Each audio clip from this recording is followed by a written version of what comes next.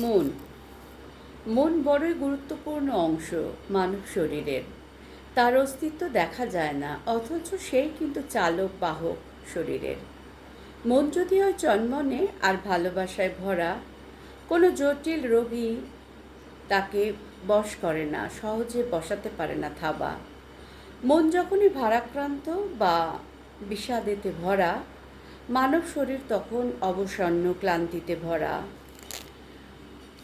মন যদি হয় মানুষের ভালো লাগা আবেগেতে ভরা, তখনই সম্ভব ভালো ভালো মহোৎসব কাজ করা।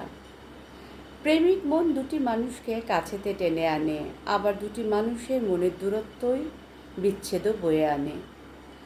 বড় মাপের মানুষের মন দানে ধ্যানেতে ভরা, বড় হৃদয় জয় করতে পারে সমস্ত দুর্যোগ ঝঞ্ঝা অবহেলা।